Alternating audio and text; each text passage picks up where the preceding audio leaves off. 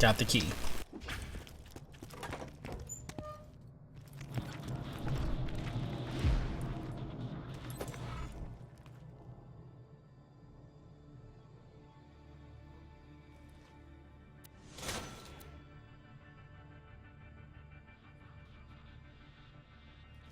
Hey, soldier. If you're hearing this, I'm in trouble.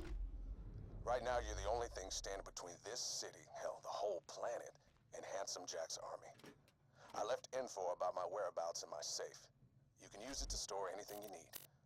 This is your home now. Good luck. My research is going swimmingly, my psychoses notwithstanding. Your help is not required.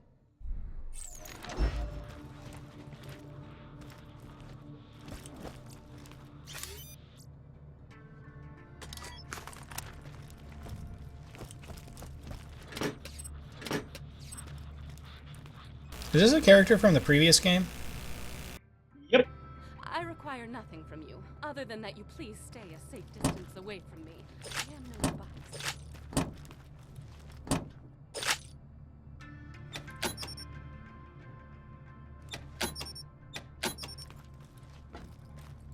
I believe he was the soldier.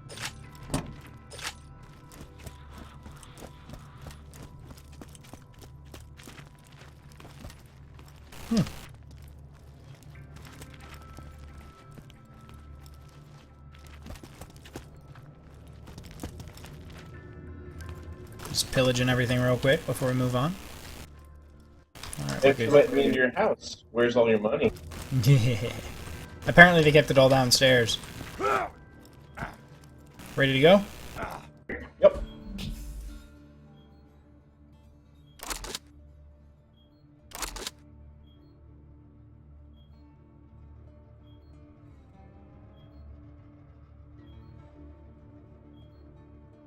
This is the Firehawk. Come to Frostburn Canyon or people will die. The Firehawk? You mean the mass murderer and bounty hunter? Oh, crap! If the Firehawk's got him, Roland's in deep! You gotta get to Frostburn Canyon and rescue his ass! I thought it was a... Roland has been captured by the Firehawk. He's in danger.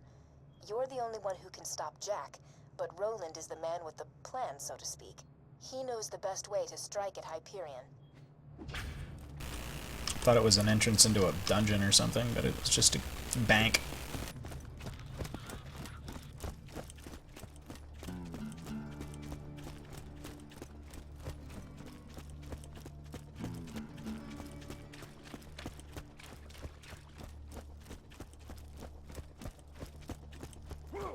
A quest for the minion over here. Your master commands you. Welcome to my humble shop. You want me to talk to him? I talked to him already, but you can talk to him again if you want. Oh, he gave you a quest and you ran off. His line as he ran off was, talk to me. Oh.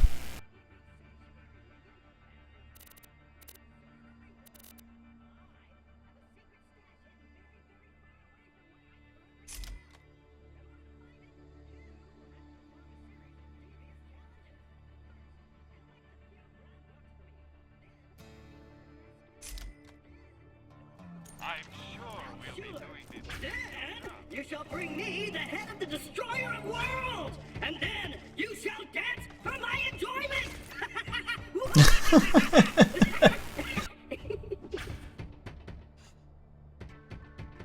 All right then.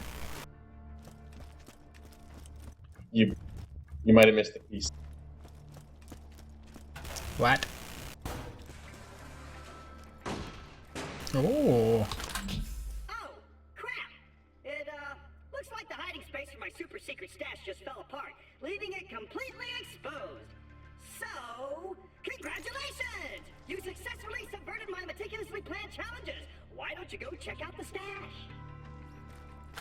There's nothing in it.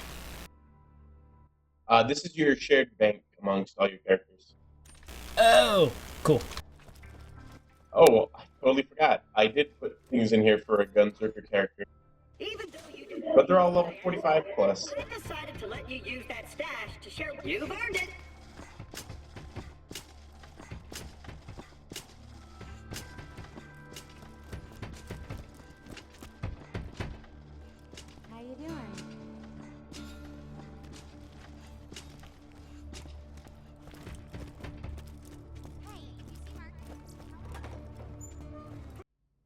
Cutscene. Starving! I want to eat your babies! Son, this might sting a bit.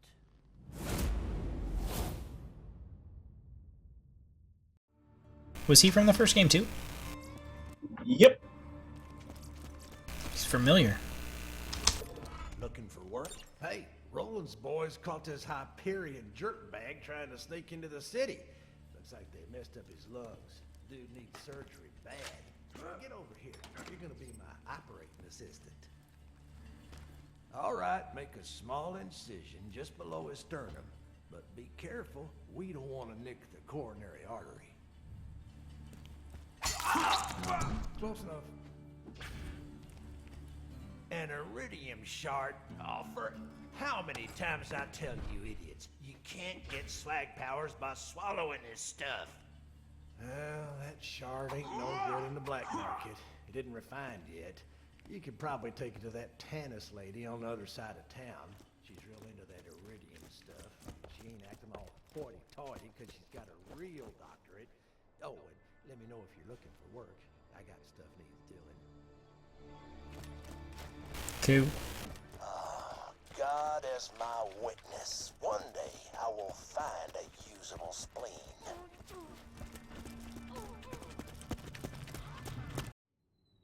As I've said, Roland, now that Jack has the vault key, it is only a matter of time until he opens the vault.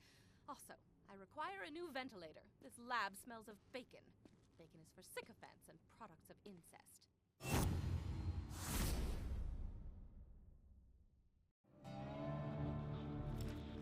I mean, she was wrong. After hours of scientific insanity you could only imagine in your dreams or in my bed standing over, I have deduced that Jack, the vault key, and the iridium are all connected on a deeper level. Come on back whenever you need some healing. As long as you ain't scared of a little tetanus anyways.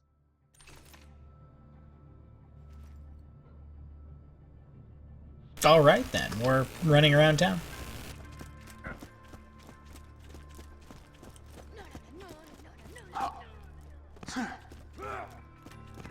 This game has great sound design.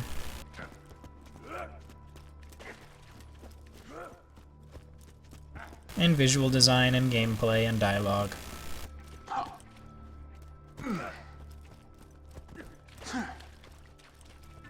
I'd be more pissed that Diablo 3 was a shit game if it wasn't for the fact that this basically scratches the Diablo itch.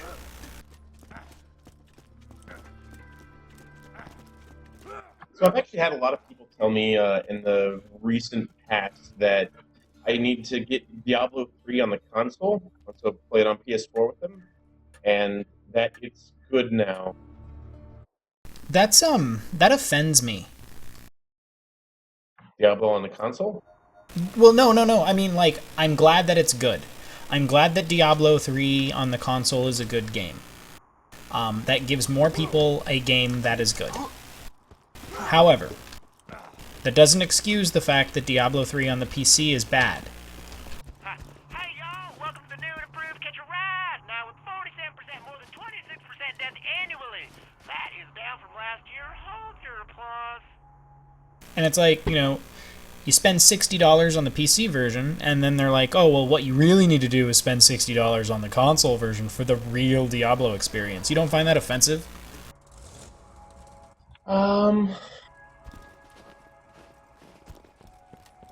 So I guess what I don't know is what the differences between the two versions are. My understanding is that they're the same game, but the PS4 lends itself better to Diablo's more arcadey feel. Well, yeah, because they dumbed it down. Yeah, but it was like that on the PC when it launched and we all played it and we're like, whoa, that was the whole game? That, okay, I guess Diablo 3 sucks. Oh, I should pay attention to where I'm going.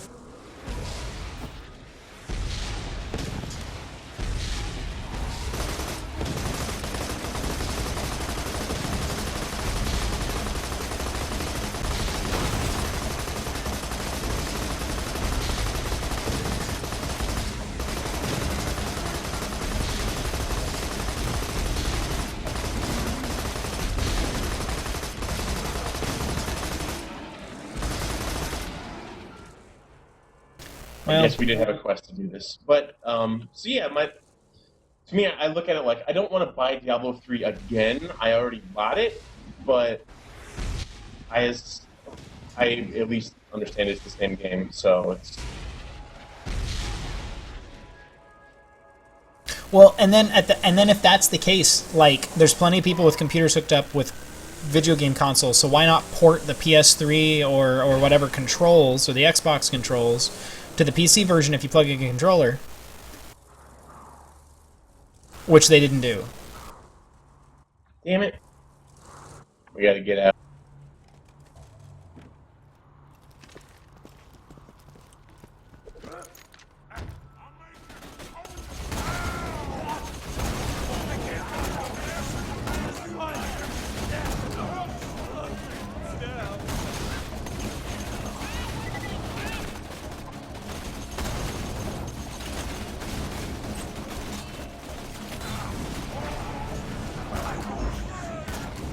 Well then.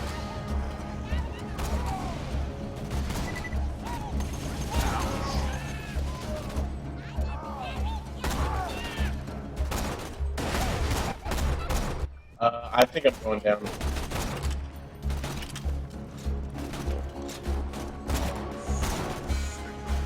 Wreck.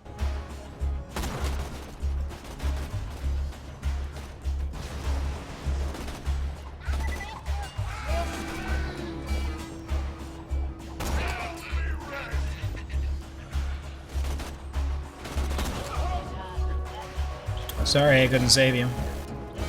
No, that's cool. Those guys were fucking insane.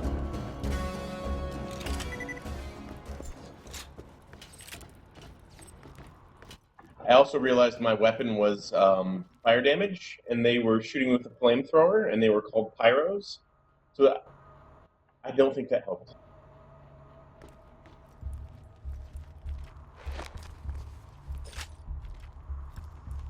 But I don't know. I don't think I'm gonna do it.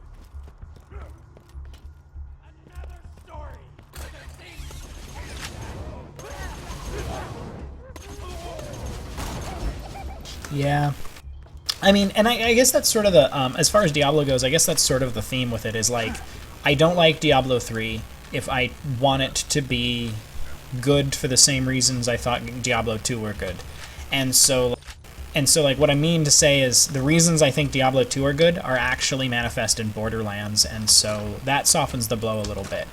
My lament was that Diablo as the game that I liked didn't exist anymore, but now it does. Just by a completely different developer and a completely different format. If I accept Diablo 3 as its own random-ass thing that came out, then aside from the high cost of play, you know, $60 game, like $40 or $50 expansions or whatever the fuck they cost, you know, certainly not $30. Diablo 3 is alright on its own. It's not Diablo anymore for me. And it being not Diablo proper makes it maybe a cool game on the console, but again, like, there's no way that's going to be, like, good for the same reasons I thought Diablo 2 was good.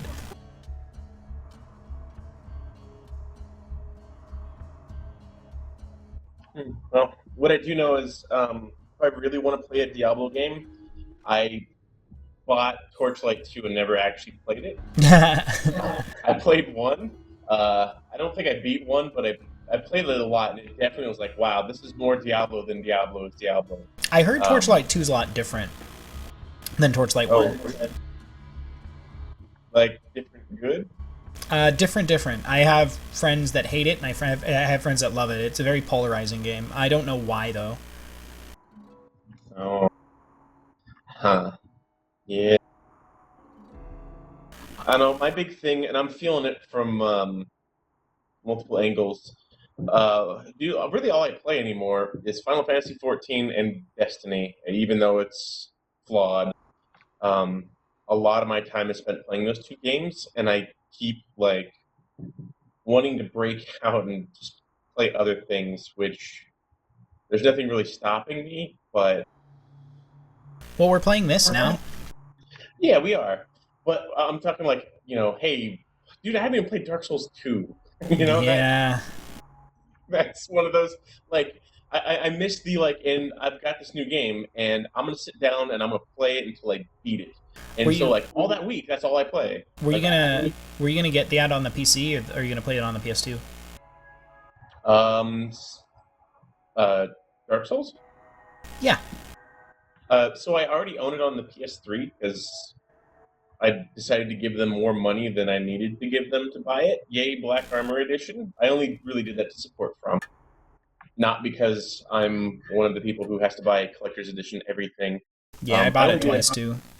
I only do that for developers. I'm like, you know what? I'm 100% okay. Like, I've bought 15 copies of Faster Than Light. Hawk should be around. Stay alert.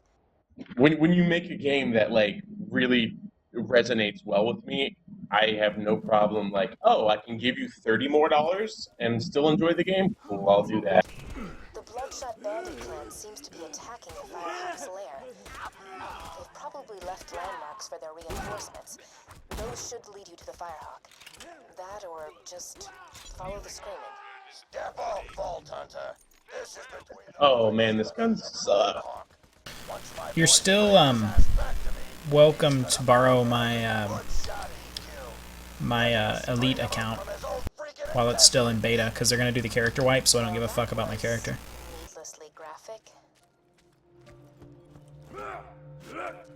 But the reason I ask is, so is your intention to play it on the PC or the console?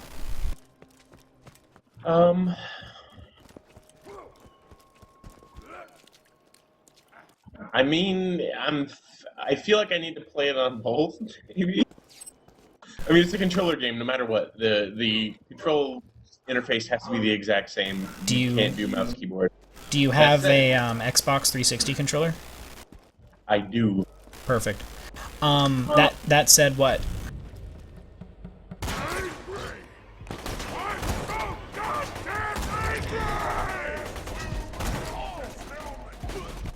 Oh, here's the mechanic thing.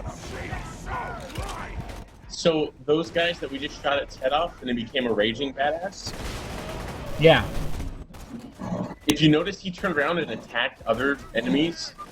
If you actually let him fight and kill enemies, he will level up and get stronger and drop better loot. And like once he gets to his final version, the dude's like a mini boss, but he does he'll drop chests,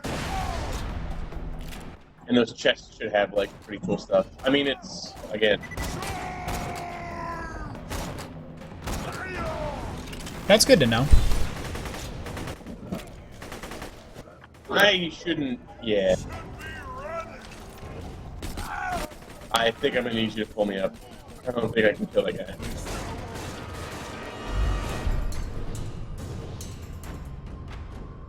But no, I've heard you definitely say like get it on the PC. The you didn't. Okay. Are you just trolling me now, or what's going on? I thought I had revived you. I'm gonna blame lag.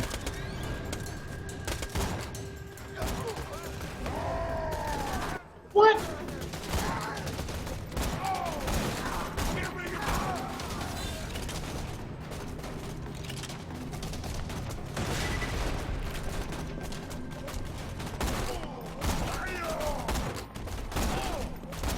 Oh, okay.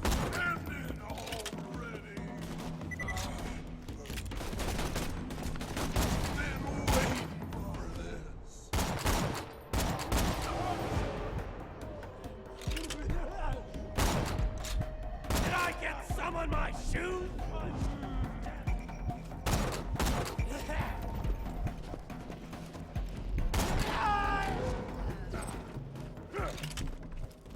Damn.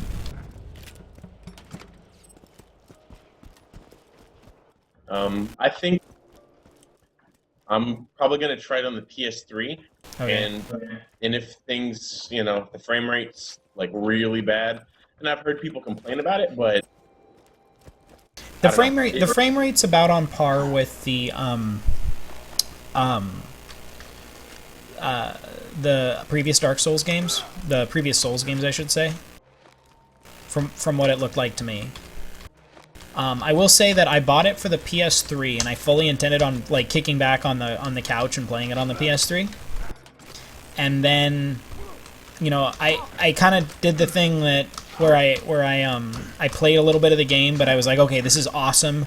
I need to be able to binge on this, so I'm going to put it away for a while and give myself an opportunity to like actually binge on it.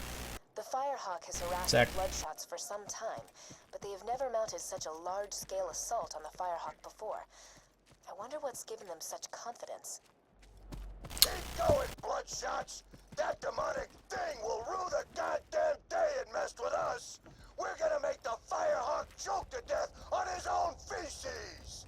But Ew. But then I got the PC demo and was like, oh, I have to do this.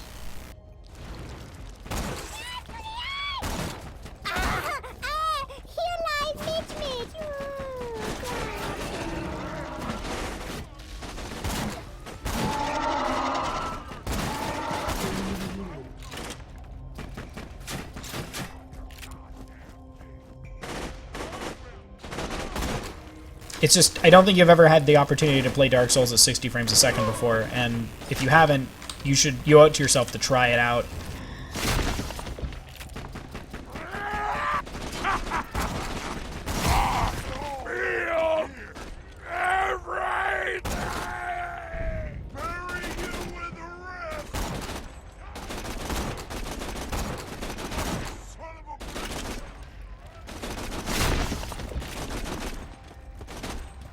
Anyway, the reason I ask is because I was kind of hoping to watch you stream it, like, so it could kind of be like old times.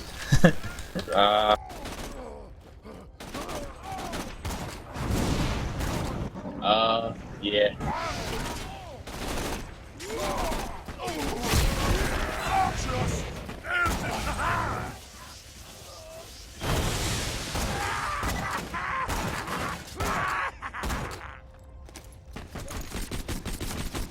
I can take it. That won't.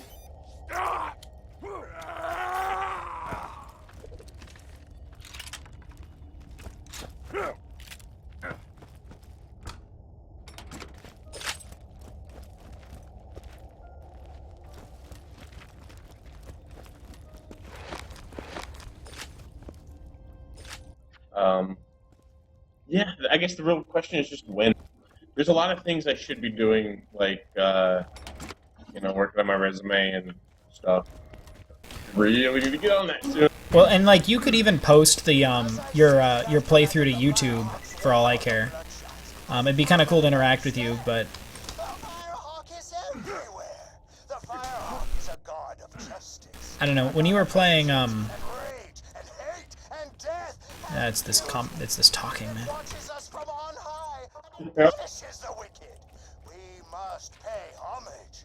We must pay homage. We must fear the Firehawk. Respect the Firehawk. Worship the Firehawk.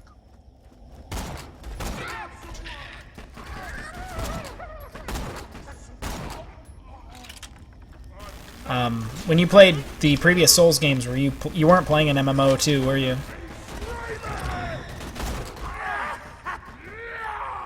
I was not. Yeah, that seems to be the problem.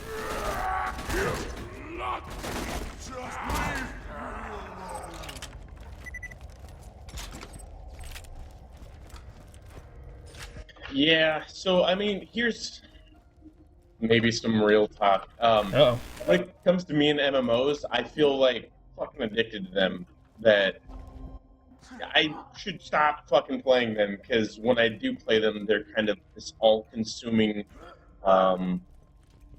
eater of my time. Got rolling, huh? You know, I heard the Firehawk liquefies bandits and drinks them like flesh smoothies. But yeah, I'm sure you bet about Roland's just fine. Of course, if Roland hadn't been such a dumbass in the first place, he would... Whoops. Almost spilled the secret. Are you having fun when you play? Yeah. And, well, we'll take out this guy first. Yay, one shot.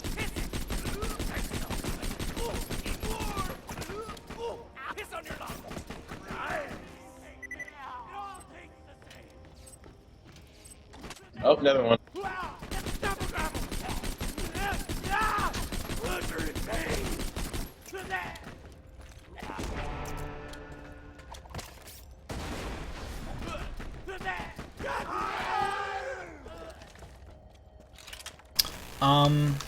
Don't answer so quick though. Like, are you having fun? Like, is it the right kind of fun and the right amounts and for the right, like, you know, all that? Is it really fun? Because sometimes I thought I was having fun when I was playing MMOs, and then I thought about it and I was like, actually, I'm not having any fun at all. So I do have fun. But I can recognize that in Final Fantasy XIV it's a little bit different. They're kind of these opposing design philosophies that confuse me. They feel good and feel bad at the same time. So the reason I started playing Final Fantasy XIV was the people I've played MMOs with since EverQuest all said, hey, 1.0 came out, game was absolute shit, and then they destroyed the world pretty much, and they're rebooting it. And they got into like an early access beta and said, dude, this game is worth trying. And so I was like, okay, cool, I'll try it. But ain't exactly along for this world. yeah, What? I think you deserve a little hint. My secret involves your pathetic resistance dying, and me laughing. A lot. Proximity Microwave says that Diablo 2 is Diablo 2 or 3 on the console is modified, that the loot tables are different, that the hordes are smaller, and they added a dodge ability that makes you invulnerable for a moment, and also that she hated Torchlight 2, and Brian is recommending that we all play Project 1999 until the day we die. oh, scary stuff ahead. So, okay, that's good to know about Diablo 3. It's one of those, like, I don't really research games so much anymore unless I'm really on the fence. But I find myself not researching games more or less because I want to be surprised. But it also does lead to these situations where... You play shitty games? Well, yeah, well... No, I can't remember the last game I bought. I was like, wow, that game was shit. Why did I buy that?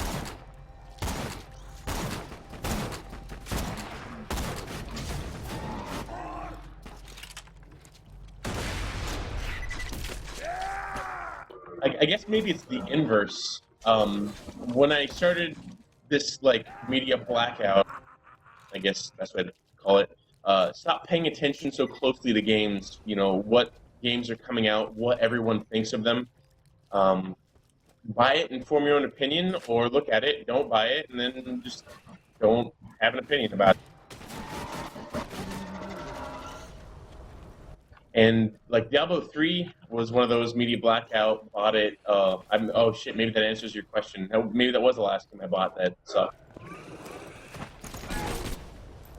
But I didn't know anything because I stopped researching Diablo 3 news, figuring like, I really don't give a fuck. Cool, you guys are going to make a console version because not everyone has PCs, you want to sell more copies. That sounds like a thing Activision would ask them to do. Okay, whatever. Don't care.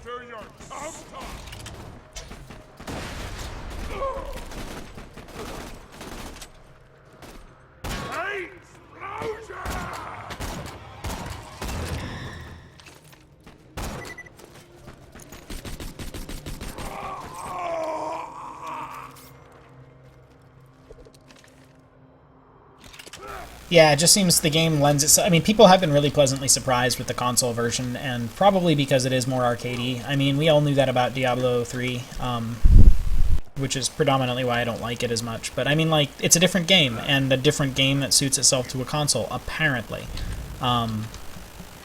You know, that's likely to be polarizing, because Diablo has a quite a following. But beyond Diablo 2, at this point, Diablo's dead for me.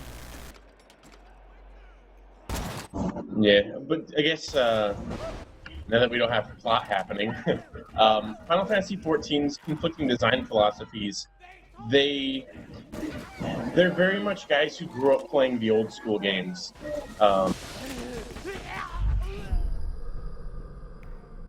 And so they have a lot of What? Oh, that's your... I apparently have an ability that I can do that. I was confused for a second, and then I remembered, yeah. You were confused. I didn't realize I hit the button. You may have forgot what the button was. My whole screen goes crazy, and I'm like, what? And then there's a second one out there dancing with a sword. My first instinct was to shoot it.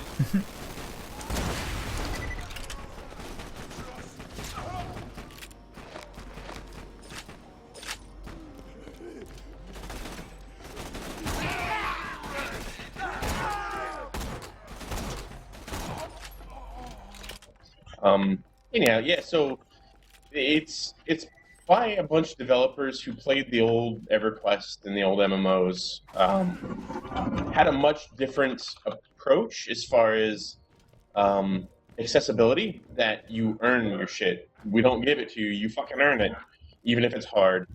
And the encounter design really reflects that. There's some loot over here. Oh? Yeah, exploration. You almost walked right by this. Hey, it's shields. Do any regenerate health? No. Damn it. These are some pretty high numbers, though. Yeah, they're definitely... Wow. My shield apparently has 132. I didn't know my shield sucked that bad. Yeah, there's a shield vendor back in town that sells like 160, 170 shield things, like across the board. Take whichever one you want. I know which one I'm going for.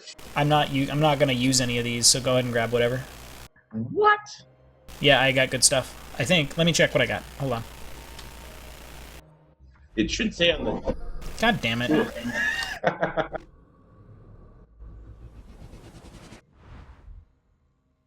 It should say on the tooltip whether it's higher or lower, and then on to the right-hand side of the screen on your HUD is the comparison of what you're using. So if I look at your stream, you have 173 for your shield, your capacity anyways. Yeah, I do. And I was thinking my recharge rate's better, but... And it is. But these are so much more.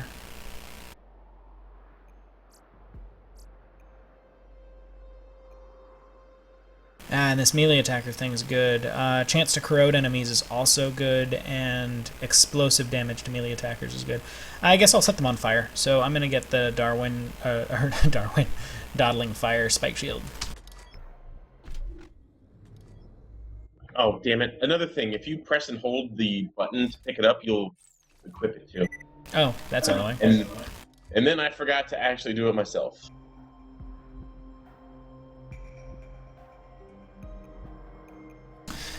So, friend and I have been playing through Final Fantasy XII in the emulator. God, that game makes me so happy. It's a good game. It's a really good game. You know, if it sounds like you're having a hard time finding time to play games, but if you feel like playing it ever, play it in an emulator because it is pretty. Yeah, so one thing I didn't know that, or learned that my new TV doesn't look like ass. It's amazing. Yeah, I don't know, the TV knows, like, oh, I'm receiving a signal that's not HD, and so it doesn't try and force it or whatever. I can't tell you what's behind it. But what I do know is I've put my Super Nintendo on the television, and it letterboxes it to maintain the resolution aspect ratio, and it looks great. Like, I'm actually kind of annoyed because I bought a converter to convert it to like an upscale signal, and I don't need it. It actually looks worse on that. Just plugging it straight into the TV looks great.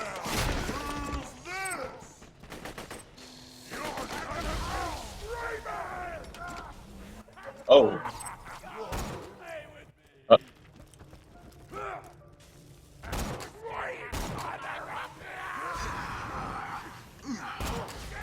I am completely out of pistol ammo.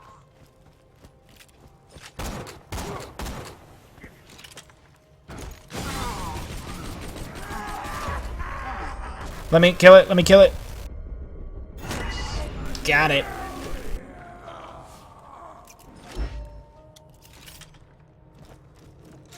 But yeah, Well, that's really so- that's awesome. Yeah, no, I totally love my television for what it does. It's probably got a filter of some kind on it. Yeah. I know the option on my TV is there to not stretch out the signal. There's some loot in here. Let's see what it is. We got some pistols. We got a revolver and a handgun. If you're into that, I'm not. Yeah.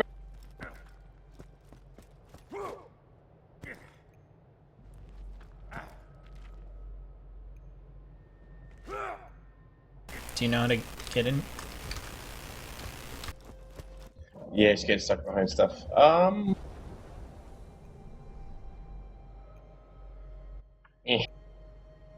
Yeah, nothing for me.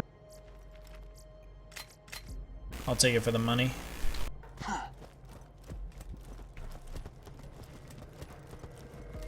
Alright, so I failed answering it like 3 times now, I think. But 14.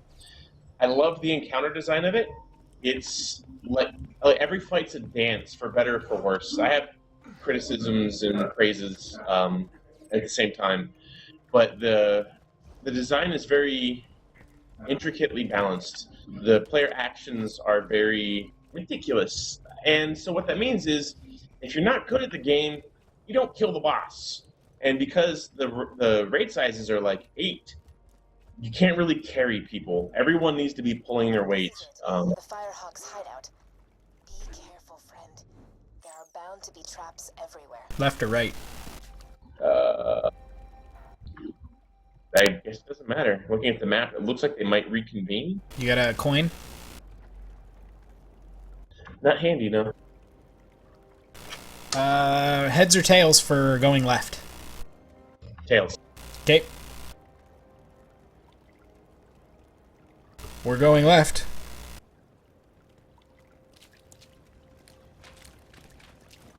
So I really like that. Oh god, here we go again. See? Traps. Don't let that hold. Just kidding, right? No, I'm kidding. Double kidding. Here comes more. Wait for it.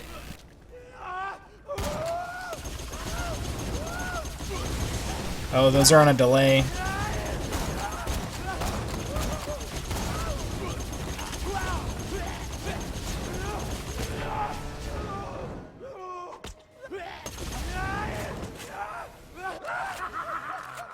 For some reason, I thought the barrels were immediate. So, okay, so that's good about the combat. I mean, I was more asking from a general perspective, like, not worried about mechanics, not worried about whatever the fuck, but are you having fun? Yeah, but that's where it starts to get a little hazy, because it's an MMO, true and true. So you got your daily quests that come out, and you've got your kind of grindy aspects. You know, do these things, get the tomes, use the tomes to buy the gear. It's a little repetitive now. That said, this is the final content patch. The story for, why all of the things I did in the last year kind of culminated to where they're at now, and then it puts an end to them. That's going to come out. So there's a lot of things for me to look forward to in the new expansion. But on the day-to-day anymore, like, all my characters are level 50. I have pretty decent gear on a number of them, and I really only play 2 of them. Feel that? The sound of those earthquakes marks my drills getting closer and closer to the vault. That's the sound of progress, baby. Okay. So it's kind of one of those, like, I'm playing very lightly. Really, we've just been farming the end game content. Like, we'll log in and one night clear it all, and then fuck around for the other rest of the week. Which is actually kind of liberating. Like, it's nice to have that schedule with an MMO, where it's not a play every night kind of thing. Man, I did that for years. I probably actually did that for a decade plus. But, to have the freedom I have now, if we log in, we raid, we pretty much log off, and see you next week. It's nice. So it's not super time consuming, but I still find it, especially with like the raid calendar that we run. I often want to work out at the gym longer. In fact, the current like first world problem I have is that daylight savings time is going to end. It's going to go back to normal, which means for me, I gain an hour. Um, what is eight o'clock for me now will become 7 o'clock for me after November 2nd. So I gain an hour, which is like, yeah, I can, actually stay at the gym longer, do a half hour of cardio or keep lifting. There's a Work on Gunzerker. those There's a class mod for Gunzerker in here right now. Got the money, I'll save your gold during last. Actually, that's better than what I have now. I think because what I have now doesn't. It's only skills that I don't have. I'll check it.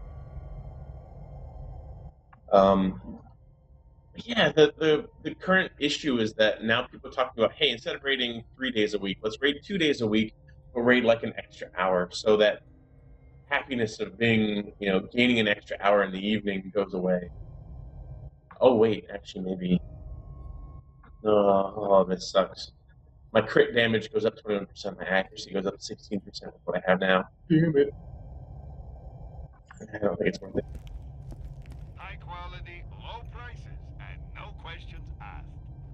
Well, I mean, it sounds like some interesting things are on the cusp. I was going to suggest, why not just, like, define a vacation, like 2 or 3 weeks where you'd stop playing Final Fantasy 14 and play another game, or do something else you've been wanting to do, and just, like, schedule time off.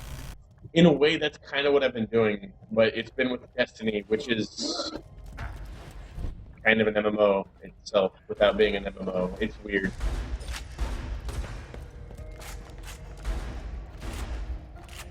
So, I mean, it sounds like there's room in your life for 2 games. And when Destiny is no longer that game, Dark Souls 2 could be. Yep. Oh, hey, he's got a skull on him. Oh, we also have a... What?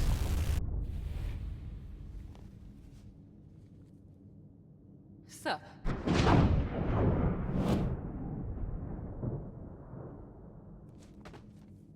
How you doing? The bandits call me the Firehawk, but the name's Lilith. I'm with the Raiders, like you. I keep the bandits in line so Roland can focus on taking down Jack. Anyway, long story, lots of internal bleeding. Was she one of the playables? She was. Do you see that? Roland, hired gun, homeschooled 1854, in a relationship with Lilith. Hey, love you, call me. Was just thinking about you again. Was just thinking about you. That's creepy. She's a little clingy, isn't she? Yeah, and Facebook friends with Mordecai and Britt. Cute. Oh, I have points to spend. Yeah, and the real issue is that Destiny, man, I enjoy some of it. Yeah, actually, I did my first raid recently, which is not actually a thing to write home about, because it was with a bunch of goons who had the normal mode on farm. And when I say goons, I mean like something awful goons, not just random idiots. They made me want to actually become a goon. Oh, no. Which is weird. You meant actual goons. I'm reading this blue screen of death here. Let's see. Error 186823E. So, hate to be the bringer of bad news, but your system's pretty hosed. Maybe if you download less of that illegal Truskian porn, your machine wouldn't be all jacked up. You should probably be embarrassed. The file is like, oh, I can't read that. To something porn mkyz.sys. If this is your first time seeing this, then it's only because no one else has caught you yet. Tell you what's going to happen here. You're going to put a new graphics card in and scrap the gunk off of my keyboard, and then maybe your search history won't accidentally be mailed to your grandma. You something up. You picking up when I'm laying down? Stop. Please, God, stop. See, shit like this. I want to be paid to do things like that. Have fun at work with all of these little things that Gearbox has been able to do. That's fucking great. Hey, just a sec.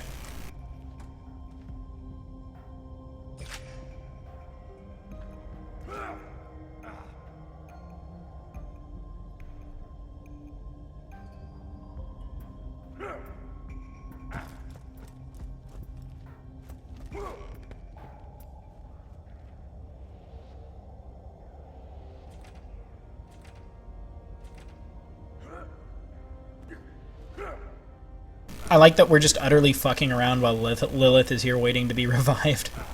Hey, pick me up. I'm gonna search your house instead. And read these error messages. Oh, I need a pick-me-up. Get me some iridium, will ya? I should have some in one of my strong boxes.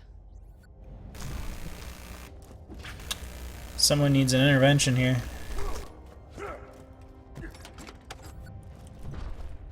Yeah, that's the stuff. Give it here.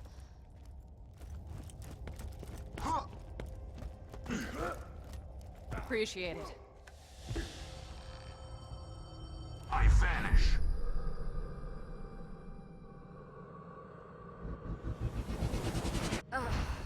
Yeah, there's your haiku. Looking for Roland, huh? He's not here. The Bloodshots grabbed him. Made him cocky, too. They never came after me this hard. They're in here! Get them! Now the real fun begins. I'll see if I can't phase blast a few of them for you. You smell like my little girl. Psycho, watch out! Psycho, watch out! We got psychos incoming! Next shot. Keep it up, kid.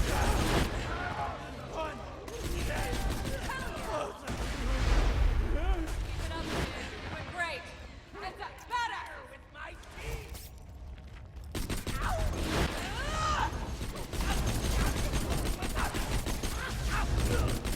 Kill them all!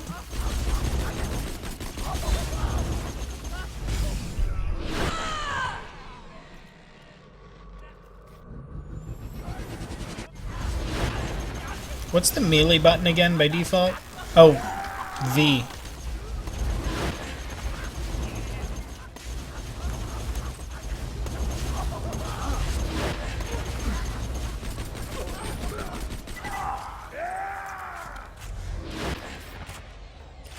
Get some ammo. This ain't over yet.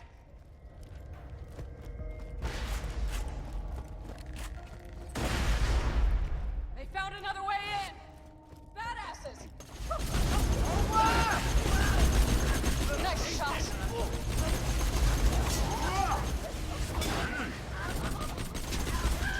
Well done.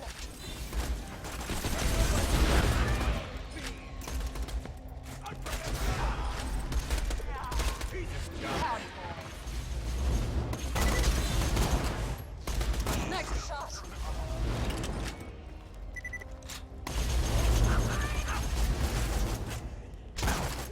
Yeah.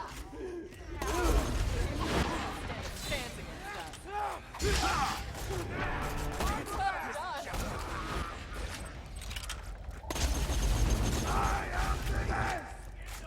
Sup.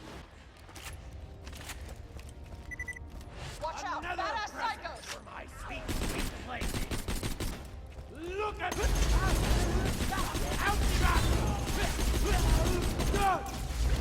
I got your back.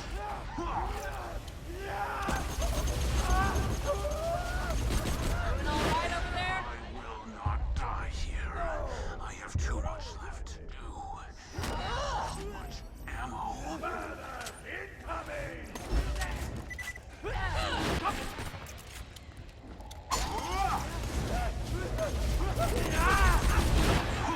Stealth.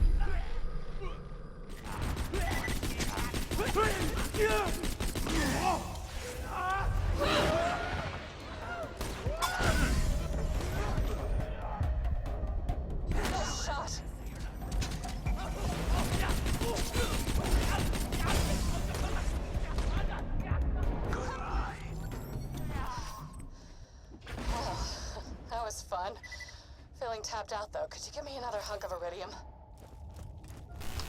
She's got a problem. Yeah, that's the stuff. Give it here.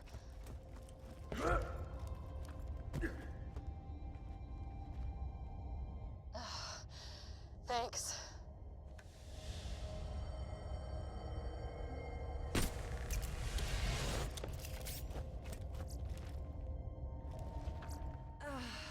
Yeah. Since the vault opened, my siren powers have been getting a little... Unsurprising. Thanks to this iridium stuff. No idea why. Now, let's talk about rescuing my boyfriend.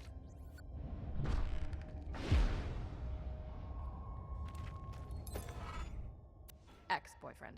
Before the Bloodshots grabbed him, Roland was getting intel on the vault and what Jack plans to do with it. You have to find him. I gotta head back to Sanctuary, keep the city in one piece while Roland's away. But first, I'm gonna teleport you into the Bloodshot stronghold. That's where they're keeping Roland. You'll catch him by surprise and have a real advantage. It'll be great. Hold still.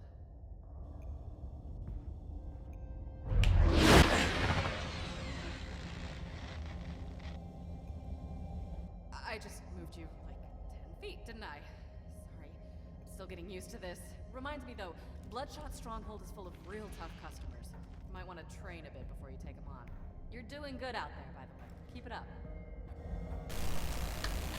Damn it, I was gonna grab that health shit when she was done talking.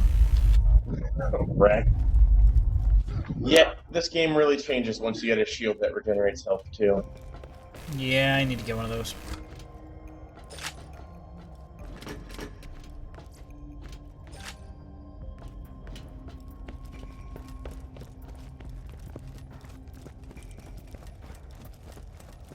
So yeah, I mean, it sounds like if you want to play through Dark Souls, you just have to make it a priority.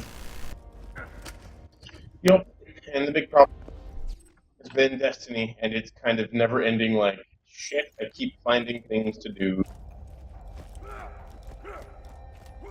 That said, I'm kind of at the end of it, and I don't know, I'm kind of wondering, because, hey, weapons.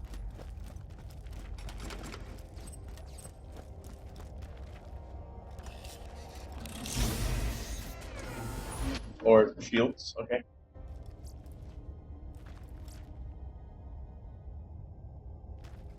I like how it's just called shield. Yeah, yeah. Well, I mean, it's really basic too.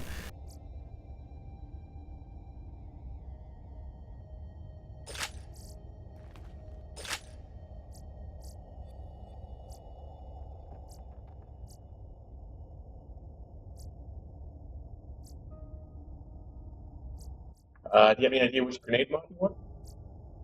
Lobbed, I suppose.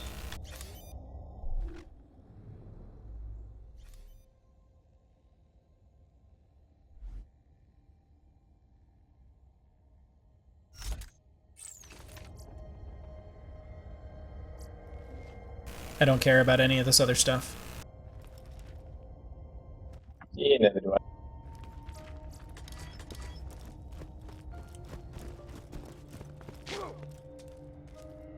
Oh. Well, I committed to that before I knew I was committing to it.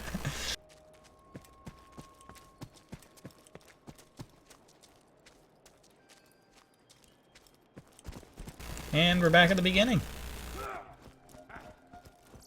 Who needs a medical license when you got style? Dark area on the map. Anyway.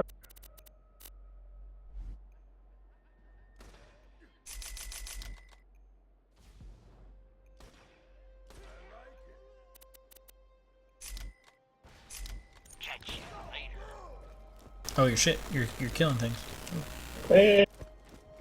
Not particularly. Well, so yes, your statement is true. Not really progressing though. Just wanted to make the dark spot on my map go away.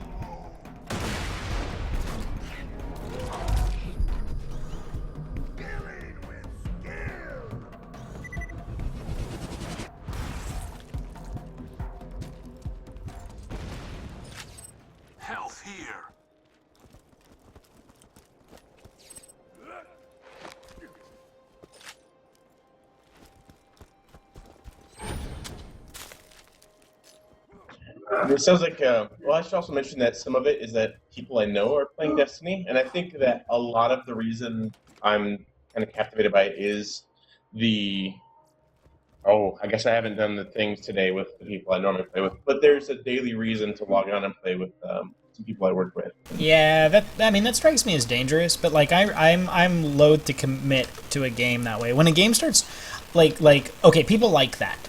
People like the daily commitment. People like the sort of grind. There's something addictive about it, and it feels good. But here, I'm gonna shoot these things.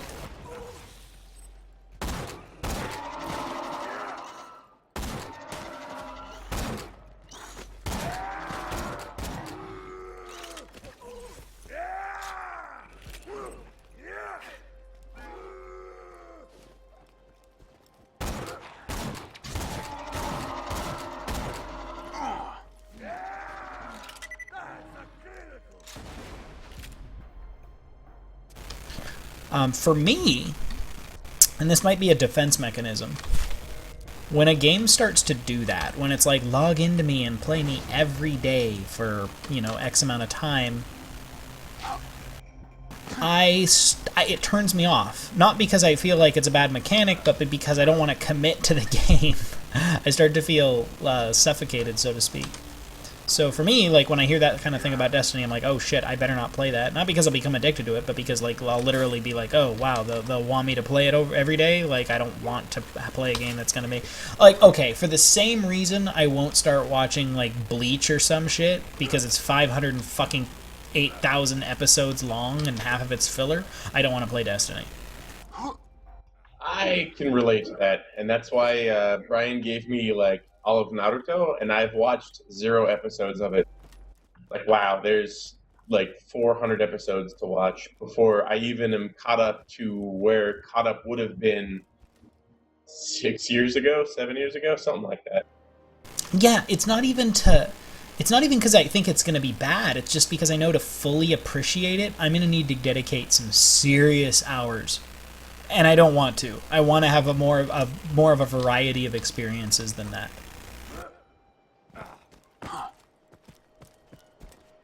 Yeah, I know what you mean. Where the fuck am I going? Apparently not the direction of where the map is saying go. Apparently not. So yeah. Destiny, for me, I didn't buy Destiny when it first came out. Ooh. Made sure of that. Be careful with that.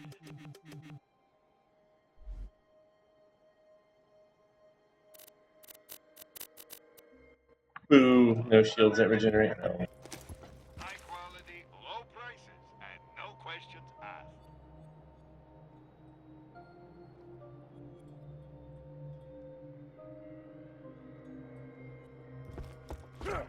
Okay. But Destiny released and it was kind of a train wreck. Like, for a game that touted it spent $500 million on it, and it's going to be developed for 10 years, and it's made by the guys who made Halo, and it's being published by Activision. Like, there's a lot of stuff that's kind of implied it's going to be amazing, and then a few things like an epic story they did actually try and sell us way back when. Okay, wait a minute. So having the lineage of Halo and being published by Activision set it up to be epic? Because I find those two things to be kind of negatives. So Halo pretty much made Xbox, is the way I look at it. It was really multiplayer, online multiplayer with Halo. Oh yeah, these guys.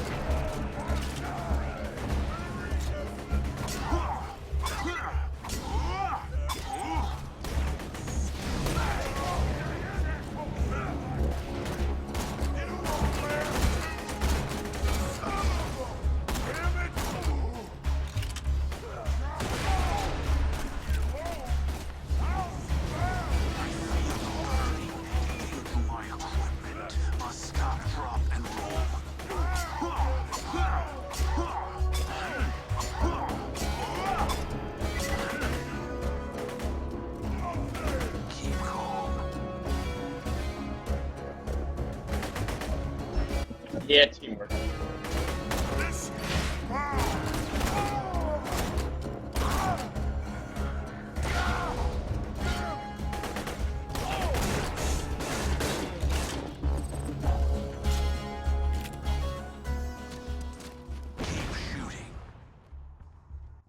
Okay, so the point I was trying to make is that Activision can blow intense amounts of money, and they even kind of came out and said, like, yeah, Destiny's a $500 million game.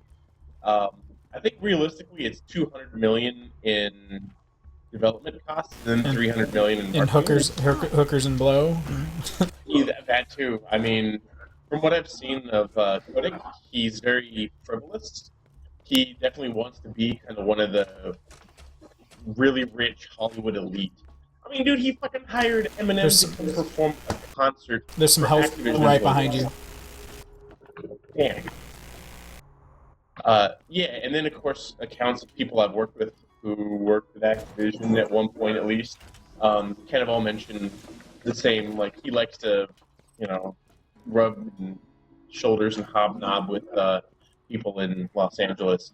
So dude has a like I want to be a CEO kind of complex. Well, And and then fine, whatever. yeah, you know, hey, good for you, you made it. But all the money they say can fuck tons into marketing, and I think it's about $300 million into marketing, and then $200 million on development of the title over the next 10 years if they proclaim the longevity of the IP is. So like those are cool things that they're gonna make this shooter game made by the people who made Halo. What's the boost button? F.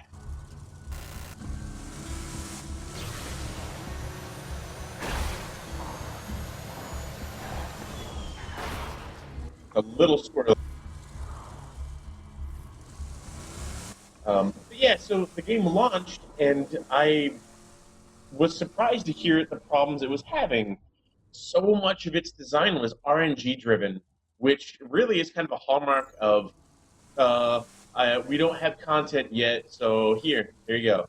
We're just going to make it hard for you based on a roll of a die, you know, for you to progress. And so I was like, holy shit, there's this train wreck happening from the studio with a pretty high pedigree. They made a console franchise that, in a way, made a whole console. See, I never thought Halo was good. I can't say one way or another. Never actually played a Halo game. Not Well, a single one. let me actually qualify that. I never thought Halo was great. It was good, but at the time I was confused. I was like, why is this so popular? And I realized it's because it was the best first-person shooter on consoles since GoldenEye. When first-person shooters had been made way better on the PC for years and years and years, I was like, wow, Halo's kind of lame, the dialogue's kind of bad, the backstory's kind of cool, but they do a shitty job telling you. And, the shooting mechanics are good, but they're not amazing. And then I didn't understand. I'd go to like these like Xbox parties where people would play tons of Halo and people were obsessed with Halo and it was Halo, Halo, Halo, and I didn't know if Microsoft's marketing engine was just amazing or if it was a really good game. And then I met like real life Halo fans and I was like, oh, okay, that's cool. It seemed a little over the top, but I mean, I wasn't going to begrudge people for liking a game. And then it dawned on me that I'd been playing Half-Life and Rainbow Six and Unreal and who knows what else, and people who didn't play games on PC were still playing GoldenEye in 2001. Wow. Then it made sense. The bloodshots are killing us! Hotel, huh? Yeah, Bloodshots wiped that place out, but good after Roland kicked him out of Sanctuary. You might be able to turn everything back on if you activate that steam pump. So yeah, I got it. Like they kind of figured it out, but at the same time, I wasn't impressed. I was just like, oh, okay, they implemented the mechanics on a console. Ain't working either. I see your problem, and I'm gonna take this slow so as you can understand, alright? That thing's broke as hell. Yeah, better scavenge some replacement parts from the other pumps near the motel. So, I mean, I kind of like, I got the, like, I understand that it's difficult to make a shooter work on a console, or at least, especially back then, before there was, like, a solid formula for it. You're looking for is way up at the tippy top of that pump. You have to climb your way up that thing like a snort-happy redhead on a slag bench if you want to get at it. So, I mean, like, you know, that's a worthwhile thing that they made it work on a console. And Halo did a lot of things first, but, you know, they did a lot of things first that I find annoying. For instance, regenerating health. What are your opinions on regenerating health? I get it. I mean, as we're stating, this game is completely different once you get a shield that will regenerate your health. In fact, you will probably always carry a shield that's intentionally for regenerating health around with you, so that you finish this big firefight, then you're going to equip this, regenerate your health, equip your normal shield, continue on. Oh, you got the steam thingy. Cool. These pumps here work off some other tech, but people complain, so they, switched over. From a player's perspective, like, it's great to be able to refill your health at effectively no cost. Oh, whoops.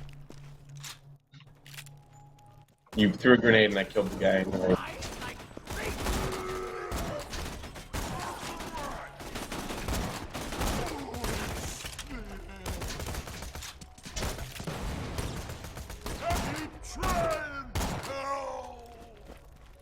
Yeah, but from a player perspective, why is that great, but what isn't great is having, like, for instance, invulnerability cheats?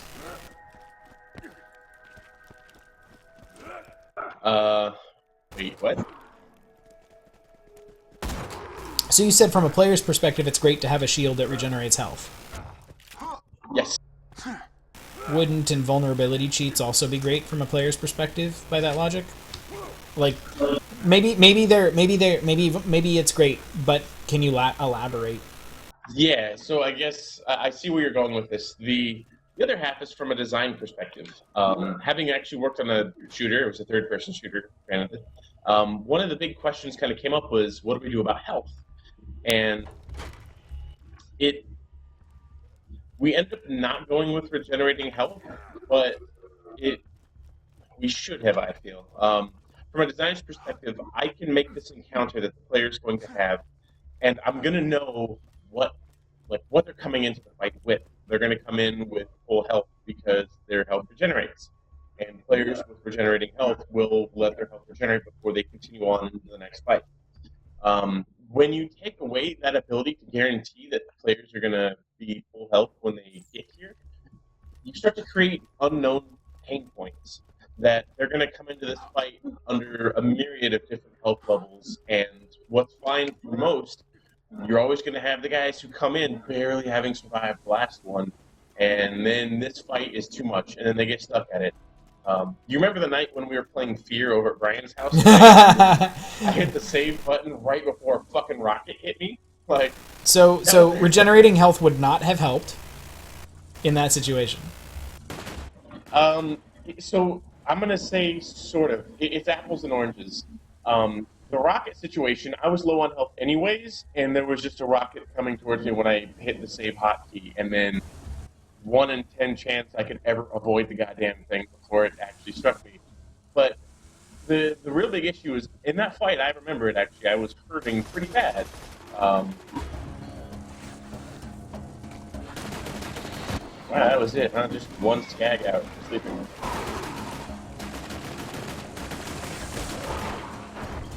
Okay, so from the design perspective, I can design all these encounters and ensure that all the players have their a base level that they're coming into this with regenerating health. Or if they don't have regenerating health coming into the fight, that they have an opportunity to let it regenerate and then continue the fight. What that does is it affects the balance.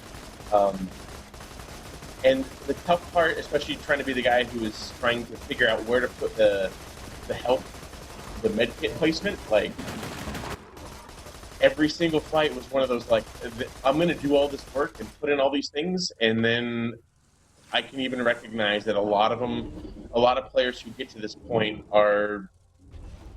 they may not like this may not make a difference. They may not get enough. So Monks love building their homes on these southpaw pumps. Well, best kill that monk so you can get that part you need.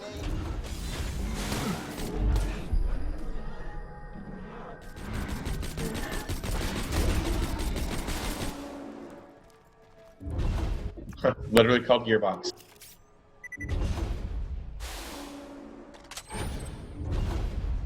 Ah, you went and found the gearbox, huh? Man, those gearboxes sure are the cat's unforsaken drawer, as we won't say around here. Go ahead and plug her in.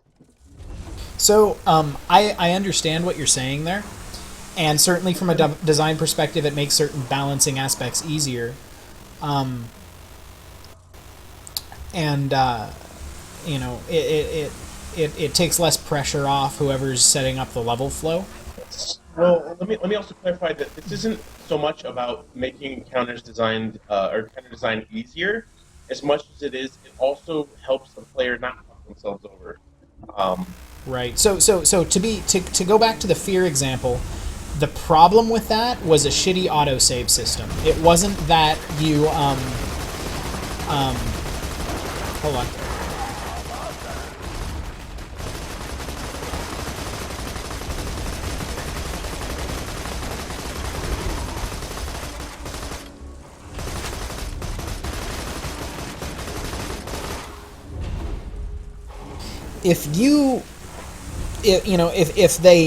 If they added a regenerating there's so much fucking dialogue in this game. Got a working capacitor. Just flip open the vault case and grab that sucker up.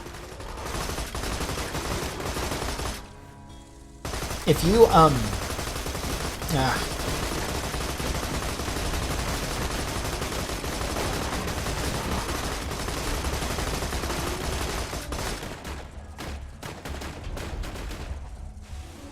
any more? Want to drive through the money?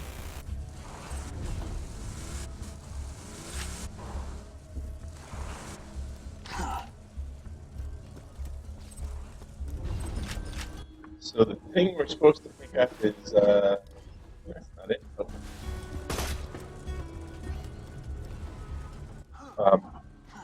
But yeah, I mean, so I already know your point of it kind of watering things down. Well, no, that's not my point. Well, that sure looks like the capacitor I was looking for. Hey, side question. Is it weird when I notice the moment you pick something up, you know I can see you in the bathroom? Wait, is that weird? I'm in it like a spying on you in the bathroom at a friendship day. Well, either way, let's plug that fucker in.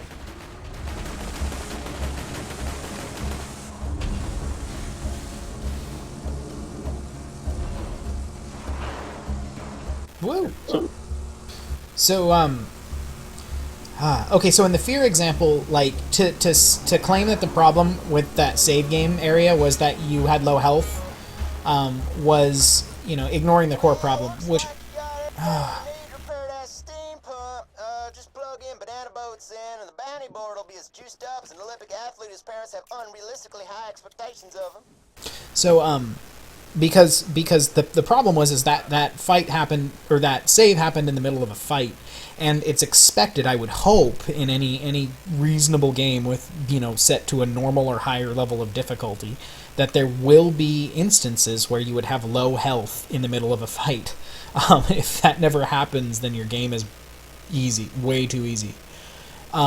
And if you have autosaves in the middle of a fight, like, yes, statistically it's less likely if the game has regenerating health that you will have situations where you are low on health where the game would autosave. But really, the issue is that the game should not be autosaving in the middle of fights, especially if it's only going to maintain one autosave. So the autosave was actually initiated by me because I was low on health and I wanted to put myself into a position where. Oh, it wasn't an autosave. It was a manual save. Yes, just F5 or whatever the hell the quick save was. Okay, yeah, that's right. Now I remember. Yeah, and like in that moment, I did it because like, fuck, man, I'm super low on health and I don't know how much more I can afford. Like, I don't want to get down to 1 hit point and then face the boss, and then I just die in one shot. Well, it turns out when I went to go save it and capture that moment where I had reasonable health, um, it was with a rocket about 20 feet from my face. Yeah, I remember. But still, like low health situations are expected and in fact should occur. If they're not, then you shouldn't even bother having a health system. So I don't disagree with that. I mean, the reason I guess I'm kind of in support of regenerating health is that it solves more problems than it creates. So yeah, my other point about regenerating health, and it's not all about creating or solving problems. One of the things that I enjoy about video games is having a story, and a unique story, that's for me and that nobody else has. And so there's this balance that needs to be struck between design and that, which is in any game that isn't just a video you sit back and watch. Two different players should be able to enter a situation and have that situation play out very differently between each other, so that each of those players has an experience of having a unique story and actually existing with that environment. And one of the ways in which that unique story can be told is that one player will enter that environment with full health, and another player will enter that environment with 7 out of 100 health and have a much different experience. And maybe the decision is to make regenerating health happen so that both players are likely to enter into that environment with 100 health. But that removes one way of many, admittedly, ways that you can tell a unique story for each player. And anytime you solve that quote-unquote problem of design where the player can't fuck themselves, you remove one way in which that player can have a unique story when they go through that area. And if the trend is towards doing that, then you're removing one of the cool things that makes games. Now again, I'm not arguing that it's a bad idea or a good idea, only that you're removing that, and that's always a balance. You're going to want to remove some number of those, and you're going to want to preserve some number of those. And right now the trend is towards removing them, and that makes me uncomfortable, because I like that about games. If I don't shoot something soon.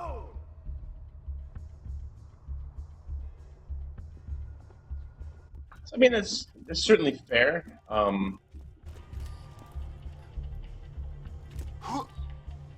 I think the big issue really just stems from designers wanting to create content that's reasonable. I had to stop and think for a second there on Destiny. The content that I do can get pretty fucking difficult, and you'll die really quickly. In fact, some of the mechanics they actually have on their hard content is one-shot stuff. There's an ability called Light Switch, which makes it so anything that melees you kills you, one hit. So, you still do have those stories that you're kind of describing where, oh shit, it's the Nightfall this week, it's, Light Switch, and it's primarily with an area with the Fallen, which is we'll just say they're the alien dudes who have cloaking technology. So then there's these melee guys who run around and they're invisible, and then they can kill you in one single hit. So you have to worry about invisible enemies one-shotting you. That creates that kind of story that you're describing, well, I feel anyways. Despite Destiny having regenerating health, the enemies, how they spawn and how they approach the player, and they're not incredibly stupid. There's certainly cheese strategies where they can't reach you if you go to this one certain spot. Now, I'm sorry, did you say that one-shotting enemy was a random spawn? Random, no. It's just any enemy who melees you will kill you in one shot. Light Switch is one of the activated debuffs, I guess. So while one player might go in there and get one-shotted and another player might go in there and not get one-shotted, both players are entering that environment and forced to assess it in the same way, versus players where one goes in with full health and one goes in with very low health are forced to assess that environment and situation differently depending on their past experience in the recent part of the game. Yeah, but at the same time in Destiny, like the way it's balanced, and it really just keeps coming back to the game and how everything is balanced. Having regenerating health doesn't break the game, and it doesn't make me feel like, oh, it's an easy game because I have it. Like the Well, and encounters. I'm not suggesting that having regenerating health is game breaking. I'm suggesting that it removes one avenue in which players can have unique stories. Tell me this: was the fact that you had a really low health and kept getting killed when we came out of that save point for you, was that ultimately at a high level more annoying for you and stupid, or fun and generate like a funny situation that you and I, because it did give you and me and Brian something to talk about and reminisce about, and we were laughing about it when it was happening, despite the fact that it was annoying. So would you have gone back and changed that? Would you have rather had an experience where that didn't occur? It goes both ways, it feels. Yeah. Um, because if I was playing that game by myself, I probably would have said, you know what, fucking done. But at the same time, like the mechanics of the game were enjoyable, and I wanted to play to experience those mechanics. Um, so I also might not have. Having kind of an audience there to have a story to reminisce about is kind of a, I don't say an extenuating circumstance necessarily, but I think of all the games I've ever played, it's primarily been solo. You know, me in the room by myself, and very few people to be the audience with. So the situation's a little bit different, I suppose, because I have an audience. But then it also removing that boils down to I really liked the mechanics of the game, and it made that shooter feel fun to be able to slow time and turn corners and just unload a clip into somebody's face without them being able to kind of counter that. Like that was a lot of fun. So I probably would have kept going, but I couldn't have seen myself going for a super long time. You know, if it was clear doing that 20 times, I was unable to avoid that rock once. Um, I might have just said, you know what? I think I'm done. Like I can't Yeah, and that could have unload. happened if you hit if you hit the save button with the rocket being a little closer too. Like that would have ruined it. Yeah. So, I mean, that's kind of a summary of that situation. As a as a designer, I don't want the players to really well on most titles, there'll certainly be some where I don't care if they mess themselves up and now they're stuck. Um, but nobody really wants their players to experience the game and ever feel stuck and like they can't really do anything to get out of it. Um, you know, you just there's a certain way that you've got to address the problem if you're not going to have regenerating health. Yeah. And even then, like if you don't have regenerating health, like the reason it's so powerful is that it's infinite. Like I don't have to do anything; I can just regenerate the health. All I need is just a little bit of time. That's all I have to expend is a little bit of time, and then I can continue on and meet all these encounters, and we'll make our way through the game. Versus like oh, here's a great example. Dragon Age. Here's a game that people have like I may have made enemies over my experience with Dragon Age. I think that game fucking sucks. I tried really hard to like it because I really liked Final Fantasy 12, and you know that. But when Dragon Age first came out, we were working on an EA title, so we got the employee discount for working on an EA game, and I had just started living with you when you tried picking up that game, and I heard nothing but like 3 or 4 times the usual amount of bucks and goddammits and motherfuckers coming out of your room than any other time that I lived with you. oh, yeah, so like, here's the story with the game. You get your character, you pick your class, you pick your race, whatever. You start your game, you got your little tutorial zone. Hey, here's the world, here's how you interact with it. Here's a little bit of a story, kind of setting up who you are, what you're doing, what your motivations are going to be. Here's us incorporating the grand scheme of things. The tutorial level, great. Really actually did enjoy that. It was a great dungeon crawler. And then you get out, and the very first, like, welcome to the world is, hey, here's this little encampment that you go to, and here's some characters, and there's the blacksmith, and here's you go. Now here's what we need you to do: go into this swamp and do this thing. Oh, by the way, there's a lot of orcs in there. Good luck. And the problem I had effectively is the not having regenerating health problem. I went into the swamp and I couldn't get my tactics or whatever, I think they were called tactics, to work. and that's the artificial intelligence saying, you know what, I know what to do because he told me I'm going to do this first, and if I'm not doing that, then I'm going to do this other thing. The gambit system. It was great. That's why I loved 12. It was so much fun to play with that, and make boss fight gambits and make your general gambits and fine and tune them. So I had some experience coming into that system, and I thought everything would be okay. But I didn't have a healer, and the game was balanced in a way that here's these tracks that you come across. There's this one fight I remember. You go down into the swamp and you take a left, and there's like an orc shaman in the middle of this kind of set of ruins. It's just like this little village, huts everywhere kind of thing. The thought is like, okay, I can sneak upon him and like just fucking blast him and take him down. And then this like huge encounter spawns around you, and I was unable to pass that encounter because I didn't have a healer. I didn't roll a healer, and the healer isn't given to you until you're after past this swamp thing. I also bought out all of the potions on the blacksmith, so I was in a situation where I was just fucking stuck. I couldn't beat this encounter. I couldn't progress, and I exhausted every means of health regeneration I possibly could. Like there were no potions I could buy because I ran out of money. Like it sucked.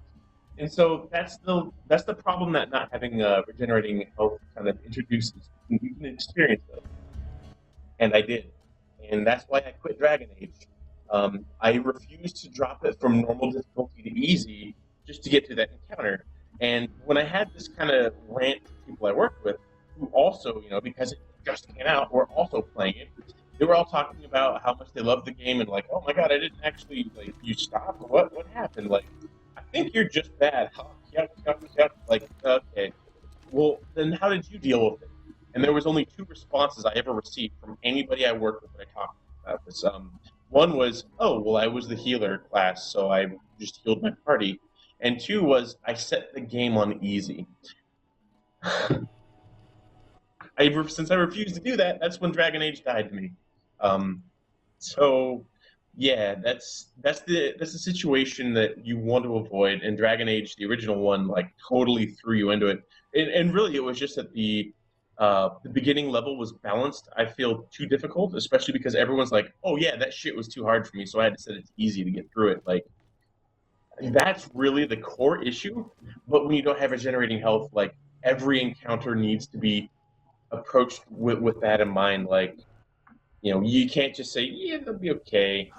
It's like you really got to think the person who's going to come in here like bleeding out, or how hard are they going to have how hard of a time are they going to have when they go through this encounter? Are they going to be able to complete it?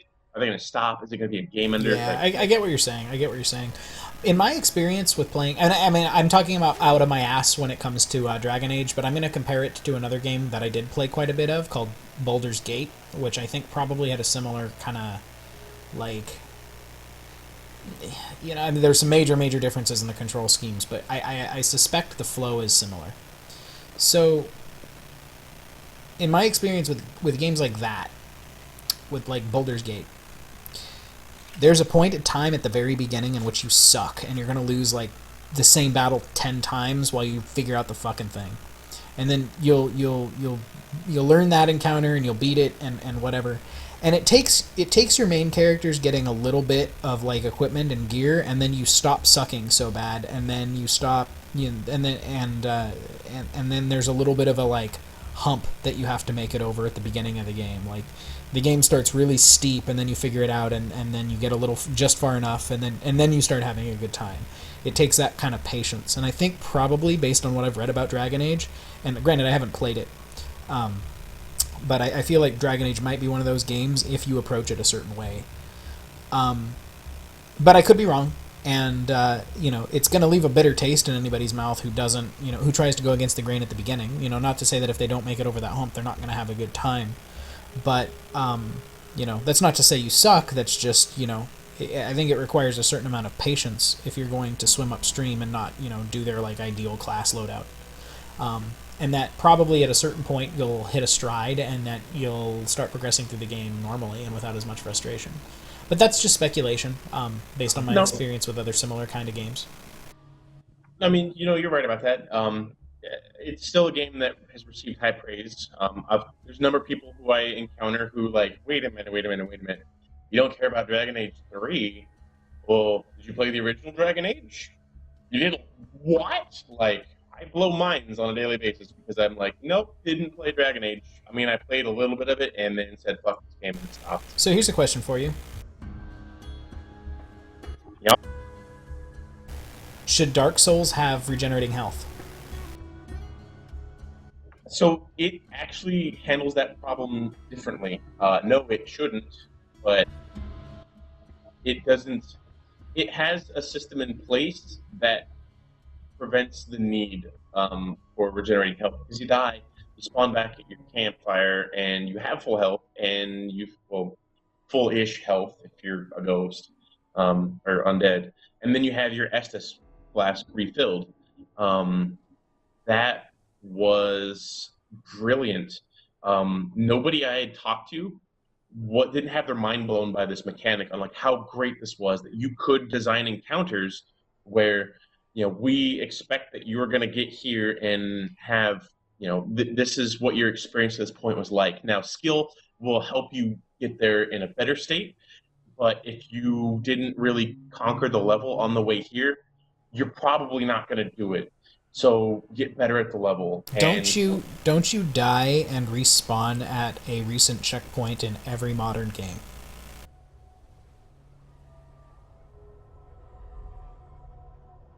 More or less.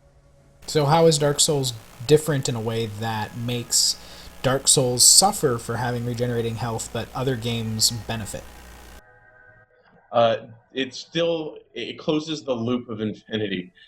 You still have the ability to die and respawn with your full flask, and then all you have to do is just do the level better, and then you can get to the boss with either full health and a flask, or at least a bunch of hits on your flask. Yeah, but if you remove the word flask and replace it with whatever mechanic the game uses for healing or just existing, you just described every game with checkpoints. To a degree, but we can also look at Demon Souls, which didn't have the flask system, and it was just eat this grass, here's some herbs, and you farm them, and then you trivialize some of the content because all you have to do is have enough time to just eat the herb. That's kind of that's your potion healing, so to speak. Or you could be the healer type who has the heal spell. Still, we're in the realm of like other games are the same. If you die, then you respawn at a recent checkpoint with the same level in front of you that you had before, and probably full health or whatever, because probably it checkpoints you right over next to a health thing or some lull in the game where you can go back and find some health or whatever they do. And then your option is to progress through the same section of game again, but do it better from the same launching point as you did originally. Assuming that launching point isn't like totally gimped, like a badly placed checkpoint. Why is it better in Dark Souls? I actually can't answer this question myself. I don't have like an angle here. I think that I don't hate regenerating health in every game, and I tend to prefer the concept of limited health that doesn't regenerate in more games than the industry does. But again, I don't hate it in every game. So what is the difference for me? Is it some sort of threshold of something? There's an expectation going into Dark Souls that it's going to kick your ass, and I think that probably helps with people being willing to endure the lack of regenerating health, so to speak. But still, I'm kind of in a weird place where I'm legitimately asking the question why okay. First of all, can you and I both agree that regenerating health in Dark Souls would be a bad idea? Yes. So, I would agree. If you can describe why that is, I would be very interested in you being able to describe, or me being able to describe, why that would be the case for Dark Souls, but not for other games, in a way that wouldn't also apply to other games. So Dark Souls can ensure that the player will have an experience akin to every other player, and that is what's kind of replacing the regenerating health.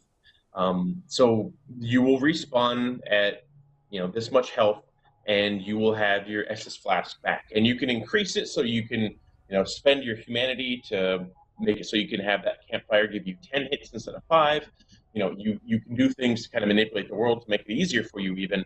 But every player can be guaranteed when I fail, I can respawn with a similar situation. In Dragon Age, that wasn't the case because I ran out of money, couldn't afford potions, didn't have a healer, just got fucked.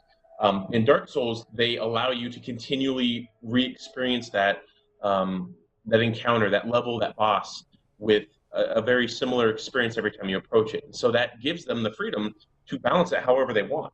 And I think the Yeah. reason that it's the encounter difficulty can be tuned specifically to this point because they know every player can come here with these things underneath them. They will have some baseline that they set. The player will have 3 hits on their flask or less, and let's kind of see what people playtesting this. When they get to this boss fight with 3 hits left, how well do they do? Are they just perma screwed? Like maybe they nerf it, maybe they don't do anything with it. But they can guarantee every time that you get to it, it can be the same experience, assuming that your performance and the level up to it wasn't just utter shit. And I will totally cop to in Dark Souls getting to a boss fight where I'm like, you know what? I don't have enough hits on this flask, and I'd go and fucking kill myself to be able to retry that experience. This time, avoid this shithead on the roof, and then get past this one part without Right. having to take several hits. You know, So you're coming back to a point that I made earlier about how you can guarantee every player will go into it with the same chance, which homogenizes the experience and removes one more avenue with which you can tell each player can tell a unique story for themselves when they play the game. And that's not to say you can't add that isn't to say you can't add the ability for players to tell their unique story while they play the game through other mechanisms. But I think 100% of the time that you add regenerating health to a game, you are at least taking one away. And you get to decide when you're making a game how many different ways a player gets to do that. And if they have a bajillion ways already, then by all means have regenerating health. Maybe that's my subconscious threshold, is when there's a million different ways for you to already tell your own unique story in a game. Maybe I don't care if you take away my regenerating health going into a situation with low health situation because I'm already fulfilled there. Maybe that's why I don't mind it in Dark Souls. Or actually, Dark Souls doesn't have regenerating health, so I mean that's why I don't mind it in for instance, this game. Because who knows how many different ways you'll approach a fight, or how you'll be equipped, or what class you're playing, which is everything's so different in this game, Borderlands, when you approach a fight. But think back to, Brian's checking out. Say goodbye. later, dude. Good night, Brian. Porno. So... I do like that story, though. I mean, Dark Souls, yeah, by all means. Think of another one. You know what? Another one that springs to mind where you go into a fight with, low health and you're like, shit, I know I'm gonna die and I better come in with better health next time, is, Mega Man.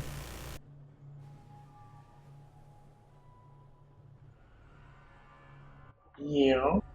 And I wouldn't trade that for anything.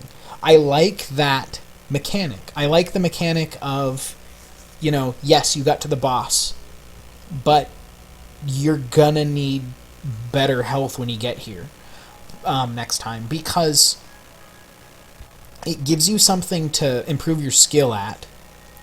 It gives you something to think about, and it gives you something to work on, and it also gives you. I mean, think about the rush. You've beaten a Mega Man boss or a Dark Souls boss when you've entered the boss room and you've been like, wow, I don't have enough health to do this. You've done it. I know you've done it. Or where you've gotten hit a few too many times in a boss fight, right at the beginning. First 10% of the boss's health, you're down to 20% of your health, and you're like, fuck, I just took the 2 shots at the beginning and I'm gonna die. And oh well, we'll just see how this plays out, and then you win. And that's a story that's a lot harder to tell with regenerating health. And it feels good when you do it. So it is removing it is removing a few potential unique stories that you're in the ways that which your fights can play out when you play a game, and I don't think you can deny that. I don't think you can deny that it's removing something when you do that. Um, but it does let a developer create an encounter where you know right out the gate, the boss is capable of doing something that does 90% of your total health, which then creates a lot of tension. And they might be more reluctant to do that if they're not sure the player entered with full health. And you can arguably cop that out in two ways. You can have regenerating health, or you can make sure that there's a bunch of items that drop health right before the boss fight. So that's one simplified situation, and there's probably pros and cons to each. But I think that it reflects the overall trend in games right now to homogenize the experience, so that the developer can craft an experience that's the same for everybody, because they want to control the experience, and they want to give you that same experience that they've meticulously crafted, and regenerating health gives them one more tool to do that, but it removes the unique story. Or some of it, some aspect of the unique story. It's just gonna do that. The more of the experience they control, the less of the experience is crafted by you, the player. That's certainly true. I guess I'm not. It's weird because it seems like we're disagreeing, but we're not really. I don't know. I think of how to articulate this. We're not really disagreeing, but it seems like there's a pro and anti kind of stance. But I definitely agree. I think a lot of it comes down to one, the experience that the developers are trying to provide. Um, a lot of games anymore are about trying to tell a story with mechanics to drive the player through that to have the story resolve. And then some games are a little bit different. Because it occurred to me, The Last of Us, which I don't know if you've played that, but I, it's I, very I much didn't I didn't play it, but I watched Day Nine's entire playthrough. okay. But so then you understand that like they care deeply about the experience being one of survival, where you basically craft your own health as you go, and maybe you have the stuff, maybe you don't, maybe you found the extra bandages, maybe you didn't. Like they put a lot of the reward in the exploration of the world, but like regenerating health would definitely totally kill that game. But the intent of that game was to provide an experience where you didn't have that, where you were disempowered and needed to scrimp and save and ask yourself, do I really want to use the cloth on making a bandage, or do I want to make it into a more or a Kemet Molotov cocktail? And that creates unique stories for the players. Like that's what that's all about, and that makes a lot of sense because they're taking that control away from the players in so many other ways. It's such a cinematic game. The encounters are very controlled, except for a few key things. So I think that game would have been horribly unsatisfying with regenerating health. Specifically for that reason is because that's one of the very few ways in that game in which a player can tell a unique story and own and control their own fate in the game a little bit. Yeah, but I think by and large, most modern game development is we want you to get through the story and beat the game. It's easier and And more approachable, and I think game developers are sick of watching their games not be played and not be beaten. yeah, I definitely think that's a lot of the case. So that's kind of when I don't know. So again, it all comes down to the overall mechanics and the balancing between them, including difficulty. I think that's probably a really important one to keep bringing up because if you don't have regenerating health, but your game's not very difficult, it doesn't matter anyways. But in the end, like it's a very easy solution to a lot of problems, especially with the encounter design. And so I feel like that's why a lot of developers choose to go that route is, hey, you know what? I'll give the player regenerating health. Maybe we'll put in some tuning variables so that they can either upgrade themselves or acquire gear or whatever to increase the rate at which they regenerate. So then we can start them off slower and they kind of work their way up into this or whatever. But then they can spend a lot of their attention balancing other things. Like right now, my main focus on the game I'm working on now is balance, and it's a ginormous fucking headache. Because, I mean, I turn one knob here and it moves like 7 other knobs. And I have to figure out the impact of how much it moves. Because I don't actually know until I can re-experience the game itself. And it's just one of those, like, man, I knew that balancing a game wasn't going to be easy, especially if you're trying to balance for fun. Yeah. But hats off to the people who fucking get it right, because holy shit, this is way more difficult than I thought it was going to be. And I don't have like an opus on my hand. I'm not changing the world with the game I'm working on right now. But holy fuck, this is Yeah. not good. It's not easy. It's so not easy. Well, and so Proximity Microwave says that she thinks that the problem today with every game costing like a lot of money, you know, you're buying games for $60, you know, game developers are afraid that if they make, you know, if they create these impossible situations or make just sort of difficult, frustrating situations for people in games, that people will rage quit. And, you know, I mean, that's a...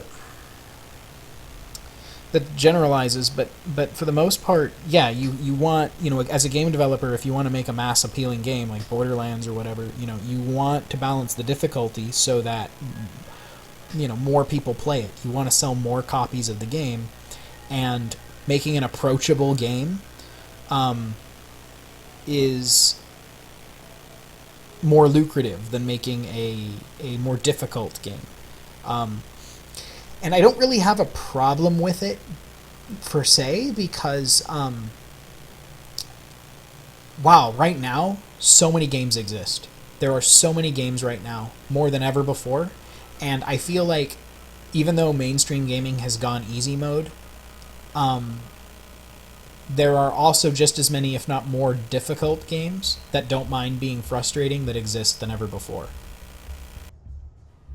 Yeah, I guess one thing real quick to mention, I would definitely want to include the term publisher in kind of the Yeah. conversation of where this is coming from, because honestly, I think maybe it's a 90-10 split of 90% games you see coming out wanting to be easy and accessible, being publisher driven. We need this game to sell because we're investing $30 million or whatever into it. So we need to make sure we can reach an audience and that they can play and enjoy the game. Don't make it too hard. So it's publisher pressure. Yeah, blah blah blah. Publisher, blah blah blah. I don't respect publishers very much, so it you know, I get that.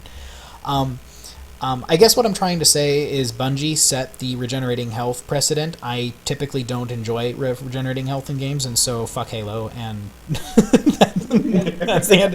That's that. You know, that's. I don't know. That's it. That's all I got. Yeah.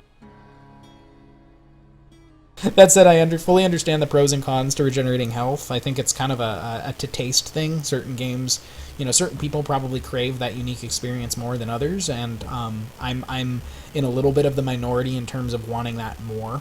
So I don't get that itch scratched in a lot of the games I really want to like as much as probably a lot of people do, and you know. Hey, hooray! Gaming's going mainstream, man. Like I think the, you know, what was that? The quickest way for something to become not cool anymore is when your parents start liking it. Yeah. So yeah, I mean that comes with mass appeal. You know, that's probably why a lot of gamers are afraid of mainstream gaming becoming more feminist, is they're afraid of the games they enjoy going away. But you know, all it's going to do is expand the market. And that just means that more games will be created, you know, that cater towards whoever.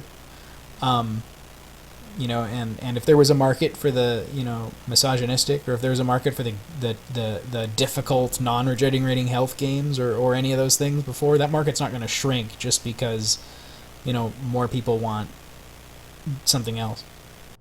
Yeah. Want to go shoot some things?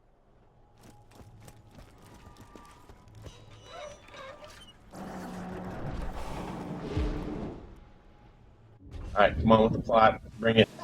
Woo, that bounty board ought to be powered up now. To switch her on, you should have a buttload of new jobs to take. Ha! Catch a job!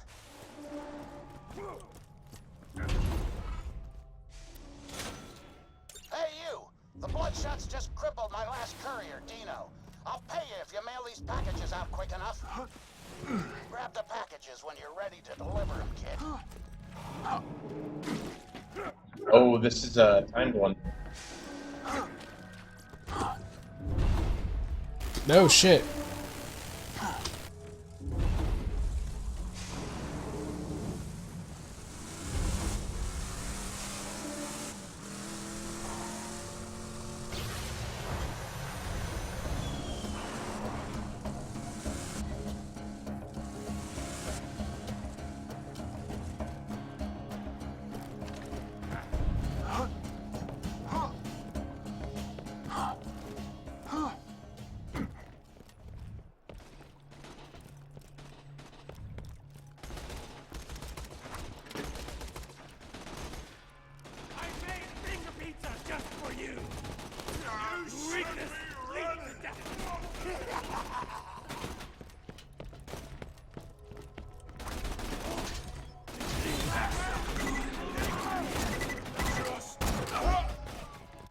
So I got one.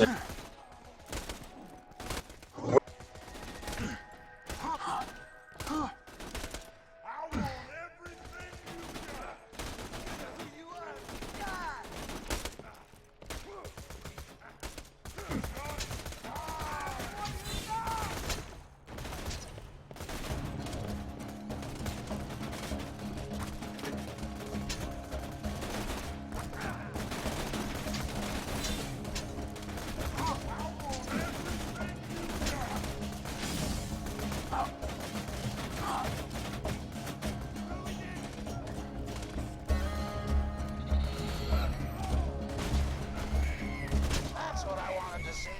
Damn. You're fired. It's a little bit easier with 2 people. Get back on his route. I haven't recovered. You just duct taped my legs to these pogo sticks. Fit as a fiddle, he is. Anyway, kid, your severance is in the mail. So I did pass a weapon test somewhere.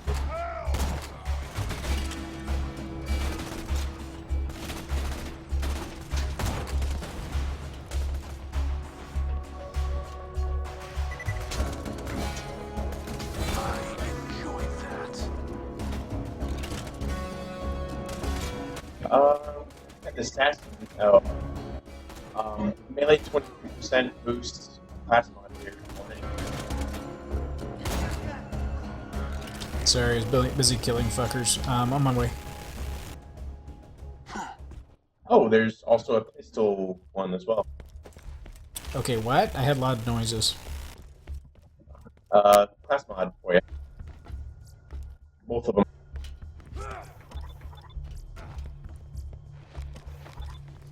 Checking.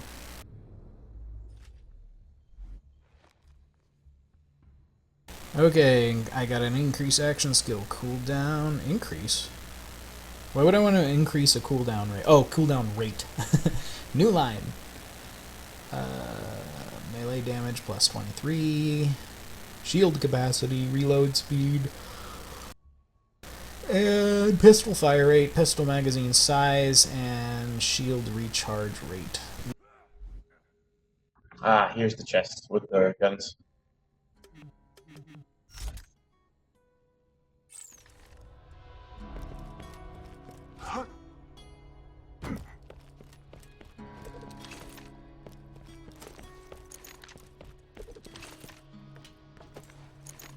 Where?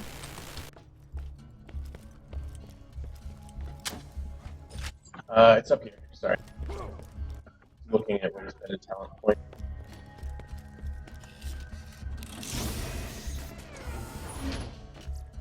Speaking of pistol. Yeah, mine's better than all these.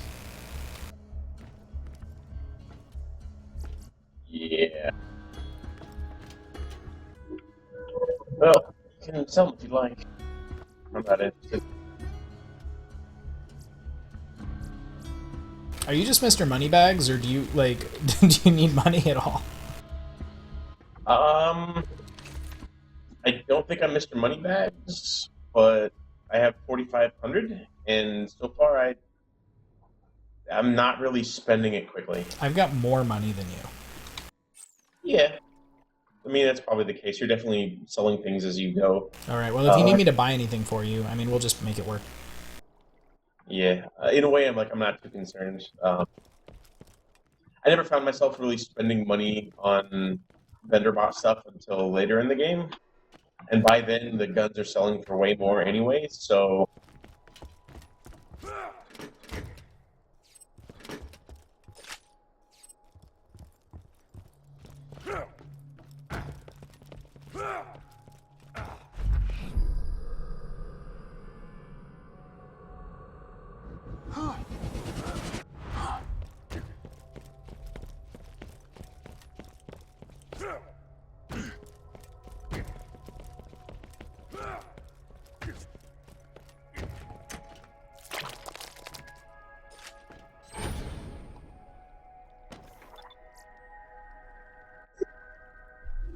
have some class mods.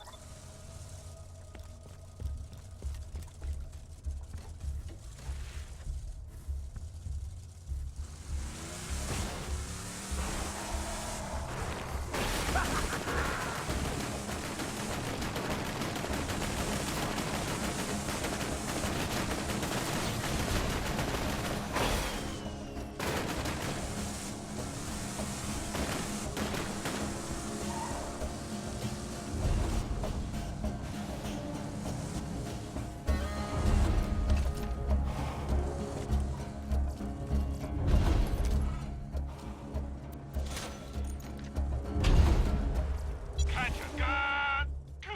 Never doing that again.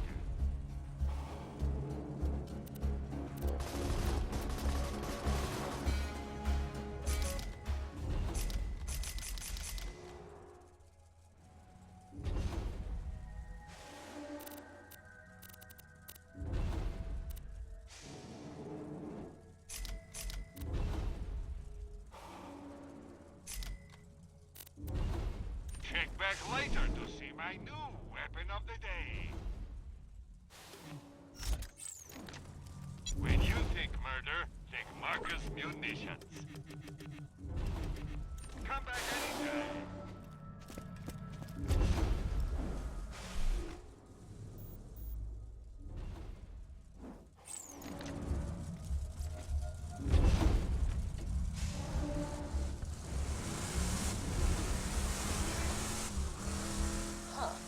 Nobody seems to be around. Just drive up and honk your horn. Maybe this won't be so hard after all. Yeah, right. Yeah, I'm opening the gate. Hold it, idiots! That don't look like one of our technicals. They're here for a hostage. Get them! You're gonna be my new meat bicycle. You ain't getting it done that way, Peppermint. The Bloodshots ain't letting you in without a truck like theirs. Go see McKin out in the dust. Sure, we got a skinny looking wheel. Ellie's way out in the mountain country. Be careful out there, amigo. I mean it. I need some health, and there's some sitting out here. Our car isn't doing so good. It regenerates health. Oh, good.